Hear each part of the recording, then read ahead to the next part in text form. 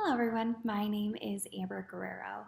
Today we're going to go over the topic of communication within the higher education field. Higher education is an institution known for imparting wisdom and for its academic rigor. However, they too are looking for ways in which they can better and more effectively communicate. So, what is effective communication?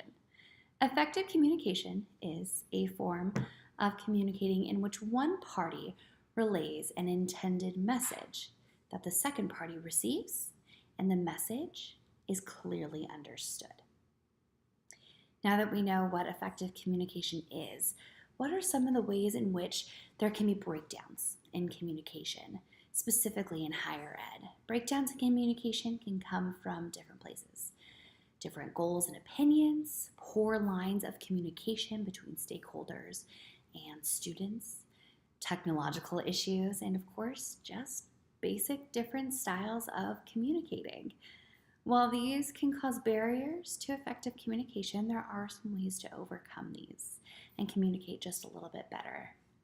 So what are some best practices for effective communication?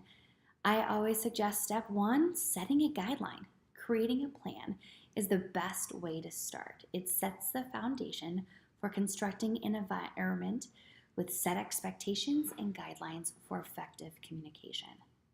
Once there are clear guidelines on how to communicate, it's time to look at strategy.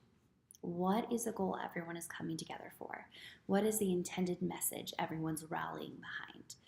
When there are clear expectations and goals set up, now comes the real communication portion. Imagine you're working on a project with a team member. Everyone has their own unique perspective to contribute.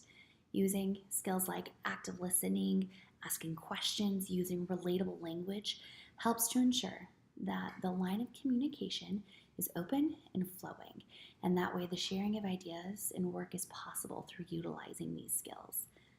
A final best practice for effective communication is simply follow through. By this I mean, once you and a team have collaborated, make sure you're doing things like sending follow-up emails or phone calls and keeping the team in the loop as things progress. Effective communication doesn't stop the moment something is completed, but rather continues through follow-up. Now, just because we all try these steps doesn't mean there won't be times when situations can escalate to a difficult situation. A couple ways to help de-escalate situations. Firstly, call attention to it. Hey, it looks like we're starting to get really worked up here, and when this happens and tension runs high, we're not most effectively able to communicate. By drawing attention to the issue, it can create an awareness, and everyone then notices they aren't at their best and they're not communicating effectively, and maybe things like a timeout or a pause in the conversation needs to happen. Another way to de-escalate a situation is to actively listen and ask questions. Make sure that you're understanding where the other person or party is coming from. By using that active listening skill, you're ensuring that the other person, party, feels listened to and that their feelings and opinions are validated. When people feel validated, they are more likely to calm down and listen to what you have to say as well.